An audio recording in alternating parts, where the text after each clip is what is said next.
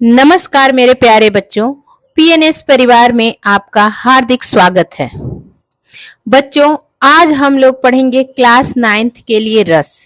लेकिन ये रस जो है हर एक क्लास के लिए उतना ही इम्पोर्टेंट है, क्योंकि रस का ज्ञान सबको होना चाहिए। रस मतलब क्या होता है? आनंद। आनंद की उत्पत्ति नहीं होती, निष्पत्ति होती है, मतलब आविर्भाव होता है। आपके अंदर एक भाव जागृत होता है। ठीक, इसकी परिभाषा देखते हैं पहले। विभावानुभाव व्यभिचारी संयोगाद्रस निष्पत्ति। विभाव, अनुभाव एवं व्यभिचारी यानी संचारी, थोड़ी देर के लिए आना जाना, भाव आदि के संयोग से रस की निष्पत्ति होती है। अब सबसे पहले हम लोग क्या जानेंगे? अस्थाई भाव। क्या जानेंगे? अस्थाई भाव क्या होता है। ठीक, सबसे पहले हम अस्थाई भाव को जानेंगे। तो उससे भी जरूरी है कि रस के अंग कितने हैं। तो 4 हैं। याद करो आप लोग कि रस के कितने अंग हैं? 4। अस्थाई भाव, अनुभाव, विभाव, संचारी भाव। ठीक, अब इसमें आपको जानना है कि अस्थाई भाव होता क्या है। क्या जानना है आपको? अस्थाई भाव होता क्या है। ठीक है, अस्थाई भाव मतलब अस्थाई भाव, प्रधान भाव, रस की प्रधानता। इसमें सबसे ज्यादा जरूरी है कि जो पंक्ति आप पढ़ रहे हैं उसमें जिस भाव की प्रधानता हो, मतलब कुछ देर तक, तो वो अस्थाई भाव है। ठीक ना। अब अस्थाई भाव की संख्या कितनी है? 9। देखो, रस भी 9 है, लेकिन अगर आपके ऑप्शन में या कहीं बात हो, 2 रस और जोड़ दिया गया है, वात्सल्य रस और कौन सा? एक भगवत विषय। दोनों का यही है कि दोनों रस ना आपके इसमें रति ही आएगा, एक भगवान के प्रति, एक वात्सल्य किसके? बच्चे के प्रति। ठीक है, रति भाव ही आएगा इसमें, अस्थाई भाव जो रहता है। अब देखो, अस्थाई भाव की संख्या 9 है, तो अब हम लोग रस और अस्थाई भाव जान लेते हैं। ठीक, फिर आगे के बारे में पढ़ेंगे हम। देखो, रस और अस्थाई भाव। देखो, श्रृंगार रस का अस्थाई भाव रति होता है। श्रृंगार रस का अस्थाई भाव क्या होता है? रति। करुण रस का शोक, रौद्र रस का क्रोध, हास्य रस का हास, अस्थाई भाव क्या होता है? हास। वीर रस का उत्साह। एक बार फिर याद कर लो कि रस और अस्थाई भाव, मैं इसी वीडियो में आप लोग को याद कराती चलूंगी कि श्रृंगार रस का अस्थाई भाव रति, ये आप लोग में क्लास 9th में है, इसलिए आप लोग याद कर लीजिए। श्रृंगार रस का अस्थाई भाव रति, करुण रस का शोक, रौद्र रस क्रोध, हास्य रस हास। ठीक, वीर रस उत्साह, ये भी है क्लास 9th में, वीर रस उत्साह। अब आप लोग देखो, शांत रस इसका निर्वेद, याद करो। भयानक रस भय, विभत्स जुगुप्सा, यही सबसे कठिन लगता है सबको। अद्भुत रस विस्मय आश्चर्य। वात्सल्य रस वात्सल्य और उसकी रति। अब भक्ति रस भगवत विषय। ठीक है, भगवान के प्रति रति हो तो भगवत विषय भक्ति रस होगा, और वात्सल्य में बच्चे के प्रति होगा तो वो भी रति, ये श्रृंगार रस में ही आएगा। ठीक ना। अब हम लोग चलते हैं अगले बिंदु पर। आप लोग अस्थाई भाव पढ़ लिए, अस्थाई भाव कितने होते हैं, रस कितने होते हैं, ये पढ़ लिए। अब विभाव, सबसे जरूरी क्या है? विभाव, जिनके कारण रस प्राप्त होता है। किनके कारण होता है? अब विभाव में भी 2 प्रकार है, आलंबन विभाव, उद्दीपन विभाव। ठीक, अब ये याद करना पड़ेगा आप लोग कि विभाव यानी जिसके कारण रस प्राप्त होता है, और इसमें भी इसका विभाव का 2 प्रकार होता है, आलंबन विभाव, उद्दीपन विभाव। ठीक, अब आलंबन में क्या? आलंबन मतलब विषय और आश्रय। ठीक है, अब जिसके कारण अस्थाई भाव जगे, आलंबन एक विषय होगा जिसके कारण से ही ना मन में अस्थाई भाव जगेगा, और जिसके हृदय में अस्थाई भाव, वो आश्रय। ठीक है, और उद्दीपन याद कर लो, उद्दीपन विभाव। अब हम लोग आगे समझते हैं, तब आप लोग में 2 रस है ना, फिर वो समझाऊंगी क्लास 9th को। क्लास 9th के बच्चों, आप लोगों ने अस्थाई भाव पढ़ लिया, आप लोगों ने विभाव पढ़ लिया। अब अनुभाव और संचारी भाव पढ़ लो। अनुभाव क्या होता है? आश्रय की बाह्य चेष्टाएं, आश्रय की बाह्य चेष्टाएं, जैसे रोमांच होना, रोमांचित। अभी इंडिया मैच जीती है ना पाकिस्तान से, तो कितना रोमांचकारी था। कंपन, हमारे शरीर में डर के मारे कंपन हो जाए। श्वेत, पसीना, डर के मारे पसीना हो जाए। ठीक है, तो अनुभाव मतलब क्या हो गया? आश्रय की बाह्य चेष्टाएं। और देखो संचारी भाव, क्षण भर के लिए उठने वाले भाव को संचारी भाव कहते हैं। संचारी भाव कितने होते हैं? संचारी भाव 33 होते हैं और संचारी भाव पानी के बुलबुले के समान होते हैं। जैसे संचार हुआ मतलब थोड़ी देर के लिए, क्षण भर के लिए आपके अंदर हंसी भी आई, आपको अगले पल रोना भी आ गया, या आपने एक ऐसे बाल की चोटी परछाई में देख के डर गए तो और फिर अगले पल जान गए कि ये तो परछाई में है, सच में कुछ नहीं है। ठीक है, या रात के सुनसान सड़क पे एकदम अंधेरी काली रात में चलो, झूठ मूठ की आवाज आएगी, डरोगे अंदर से, लेकिन असलियत में कुछ नहीं रहेगा। तो वो संचारी भाव क्षण भर के लिए, अगले पल कहोगे जय हनुमान ज्ञान गुण सागर, जय कपीस तिहुँ लोक उजागर, तो आपके अंदर क्या हो जाएगा? कौन सा भाव आ जाएगा? अब तो हनुमान जी हमको बचा लेंगे, कुछ नहीं होगा। तो एक पल डरे, अगले पल आपके अंदर साहस आ गया, हनुमान जी ने आपके अंदर भर दिया। तो संचारी भाव कैसे होता है? क्षण भर के लिए उठता है, पानी के बुलबुले, पानी के बुलबुले। अब देखो पानी का बुलबुला कैसे जानोगे तुम लोग? बुलबुले के समान, मतलब बुलबुला अभी थोड़ा सा हुआ और फिर अगले पल खत्म हो जाता है। जैसे कभी तुम लोग ट्यूबवेल चलते हुए देखना, जब पानी डायरेक्ट गिरता है तो छोटा छोटा बूंद और खत्म भी होता जाता है, तो वही पानी के बुलबुले। या पानी बॉयल जब करते हैं, उबालते हैं पानी को, तो भी ऐसा होता है। और एक सबसे जरूरी चीज, रस के प्रकार आपसे पूछेगा तो कितने बताओगे? 9। और कहीं आपको 9 नहीं मिला तब 11 करोगे। 2 जुड़ा है, भक्ति और वात्सल्य। ठीक है, नहीं तो रस 9 ही है, जो आप लोग को मैं पढ़ा दी हूं। एक बार और देख लो। 9 रस मेरे साथ बोलो तुम लोग। श्रृंगार रस, करुण रस, रौद्र रस, हास्य रस, वीर रस, शांत रस, भयानक रस, विभत्स रस, अद्भुत रस, वात्सल्य रस, भक्ति रस। ये 11 हो गया, 2 ये जुड़ा हुआ है, नहीं तो आपका 9 रस। 1 2 3 4 5 6 7 8 9। ठीक, ये 2 बाद में जोड़ा गया है, इसको भी याद कर लेना। लेकिन रस जब भी बताना 9 रस, कितने बताओगे? 9 रस। याद हो गया ना? अब चलते हैं अगले पॉइंट में, जो आप लोगों में कौन कौन सा है। एक श्रृंगार रस है क्लास 9th में, और वीर रस। श्रृंगार रस के अस्थाई भाव रति, ये पढ़ेंगे हम लोग। वीर रस का अस्थाई भाव उत्साह। अब ये 2 क्लास 9th के सिलेबस में है, जो आज हम लोग इस वीडियो में यहीं पर पढ़कर समझकर और लिखना जरूर, आप लोग अपनी कॉपी में नोट डाउन जरूर करना। ठीक है, क्लास 9th के बच्चों, आप लोगों में कौन सा रस है? श्रृंगार रस। इसकी परिभाषा लिखो कि इसका अस्थाई भाव रति है। रति नामक अस्थाई भाव विभाव, अनुभाव तथा संचारी भाव के संयोग से श्रृंगार रस की निष्पत्ति होती है। निष्पत्ति लिखना, आविर्भाव मतलब आपके अंदर एक भाव जागृत होना। ठीक ना, उत्पत्ति मत लिखना। श्रृंगार रस की निष्पत्ति होती है। अब इसका उदाहरण देख लो आप लोग। उदाहरण क्या है? मेरे तो गिरधर गोपाल दूसरो न कोई, जाके सिर मोर मुकुट मेरो पति सोई। अब देखो, ये आप लोग के मीराबाई, आप लोग में ही है मीराबाई ना, तो आप लोग के सिलेबस में ही है।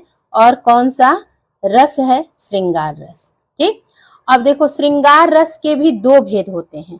एक संयोग यानी मिलना, और विप्रलंभ श्रृंगार यानी वियोग। ठीक है, अब यहाँ पे हम लोग संयोग श्रृंगार पढ़ेंगे, फिर वियोग श्रृंगार पढ़ेंगे। सबसे पहले संयोग श्रृंगार को पढ़ते हैं। देखो संयोग श्रृंगार क्या होता है? जहां पर नायक नायिका का मिलन होता है वहां संयोग श्रृंगार होता है। जैसे बतरस लालच लाल की मुरली धरी लुकाय, असौह करे भौहन हसे दैन कहे नटी जाय, अब ये कहाँ की है बात? ये राधा जी और गोपियां उनकी मुरली चुरा लेती हैं। किसकी?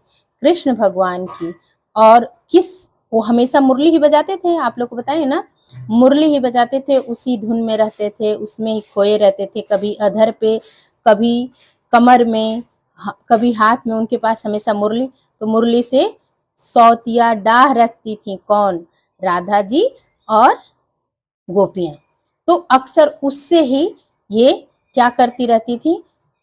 मनुहार करती रहती थी मुरली को ही लेके। तो बात के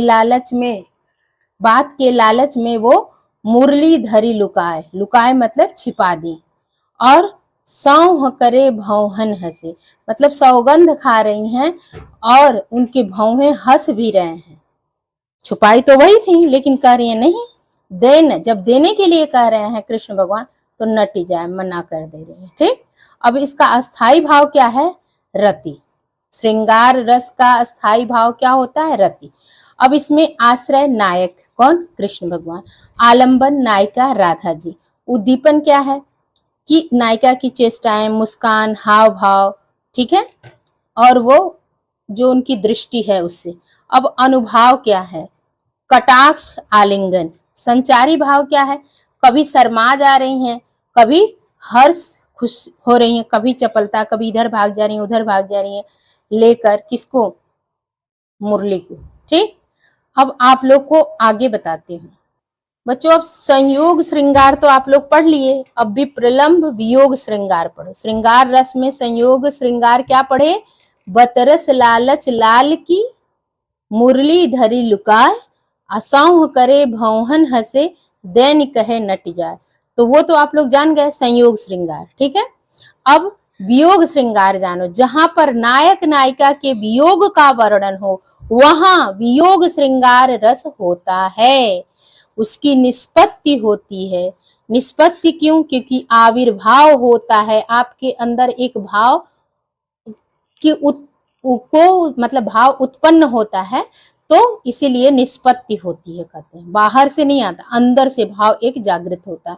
अब वियोग श्रृंगार, इसमें वियोग का वर्णन होता है।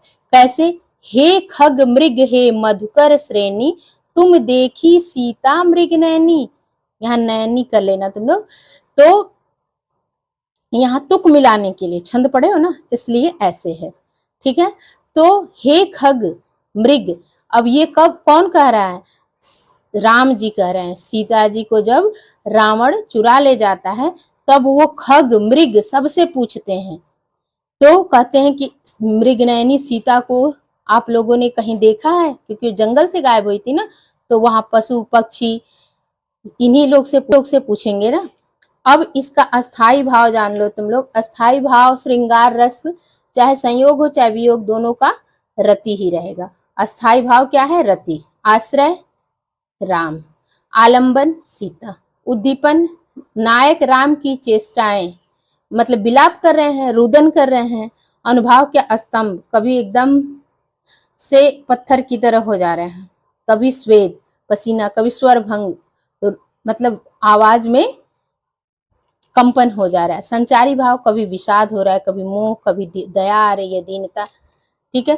तो अब आप लोग क्या जान गए? श्रृंगार रस दो होते हैं, संयोग और वियोग। तो वियोग जान गए। वियोग में हे खग मृग हे मधुकर श्रेणी, तुम देखी सीता मृग नैनी। और संयोग श्रृंगार में बतरस लालच लाल की, मुरली धरि लुकाए, असौह करे भौहन हंसे, दैन कहे नट जाए। अब हम लोग आप लोगों के सिलेबस में एक श्रृंगार रस हो गया। मुझे उम्मीद है कि आप लोग को समझ में आ गया होगा। ठीक है। अगर समझ में आ गया तो सारे लोग लाइक करोगे। ठीक। और उसके बाद अब हम लोग चलेंगे आगे, वीर रस पढ़ेंगे। उसके पहले शेयर करोगे, सब्सक्राइब करोगे, जो भी नया है इस चैनल पे। ठीक है। अब हम लोग चलते हैं वीर रस पे। क्लास 9th में दूसरा रस है वीर रस। इसकी परिभाषा लिख लो। सबसे पहले सब चीजें आप लोग कॉपी में लिख लेना। और युद्ध अथवा कठिन कार्य को करने के लिए हृदय में निहित उत्साह नामक अस्थायी भाव के जागृत होने के प्रभाव स्वरूप जो भाव उत्पन्न होता है, उसे क्या कहते हैं?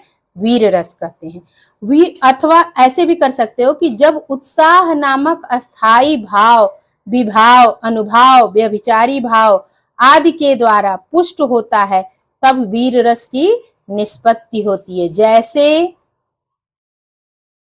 साज चतुरंग सेन अंग में उमंग भरी, सरजा शिवाजी जंग जीवन चलत है।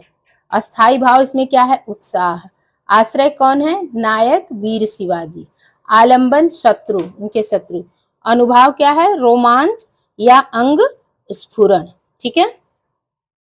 और उद्दीपन, उद्दीपन क्या है? उद्दीपन युद्ध के बाजे बज रहे हैं ना, उससे रोमांच हो रहा है, अंग स्फुरण हो रहा है। संचारी भाव आवेग कवि, हर्ष, रोमांचकता। ठीक है। तो इसमें शिवाजी की बात कही गई है कि साजी चतुरंग सेन अंग में उमंग भरी, सरजा शिवाजी जंग जीवन चलत है। यहाँ पे क्या है? अस्थाई भाव उत्साह, आश्रय वीर शिवाजी हैं, आलंबन शत्रु है, अनुभाव क्या है? रोमांच, अंग स्फुरण, उद्दीपन क्या है? युद्ध के बाजे, और संचारी भाव आवेग, हर्ष, रोमांचकता। और वीर रस के और उदाहरण से आप लोग को और स्पष्ट हो जाएगा। ठीक है। दूसरे उदाहरण देख लो वीर रस के। आए होंगे यदि भरत कुमति वस वन में, तो मैंने यह संकल्प किया है मन में, उनको इस सर का लक्ष्य चुनूंगा क्षण में, अप्रतिषेध आपका भी न सुनूंगा रण में। ये कौन कह रहा है? लक्ष्मण जी कह रहे हैं। जब देख रहे हैं कि भरत जी आ रहे हैं, वो तो राम जी से मिलने उनकी चरण पादुका ले जाने आए थे, उनको खुद ले जाने आए थे। पहले उनको ले जाने जब वो नहीं गए तब उनकी चरण पादुका लेके गए। लेकिन जब वहां पे देखे लक्ष्मण जी, तो सब लोग, उस समय उनके मन में यही आया कि अब क्या लेने आए हैं। तो वो यही संकल्प किए कि मैं तुरंत उनको क्या करूंगा? एक क्षण में बाण से मार दूंगा। ठीक है। और किसका भी नहीं सुनेंगे? राम जी का भी। अब हम लोग दूसरा उदाहरण देखते हैं।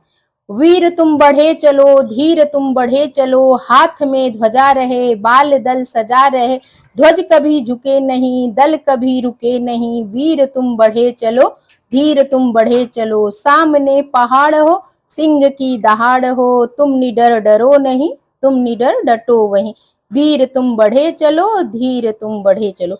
ये आपका वीर रस है। इसको तो पढ़ते ही जान गए होगे तुम लोग कि ये कौन सा रस है? वीर रस है। ठीक। अस्थाई भाव वीर रस का क्या? उत्साह। उत्साह जब आएगा तो वीर तुम बढ़े चलो, धीर तुम बढ़े चलो, तो उत्साह आया ना मन में। हाथ में ध्वजा रहे, बाल दल सजा रहे, ध्वज कभी झुके नहीं, दल कभी रुके नहीं। तो अस्थाई भाव तुम लोग जान गए क्या है? उत्साह।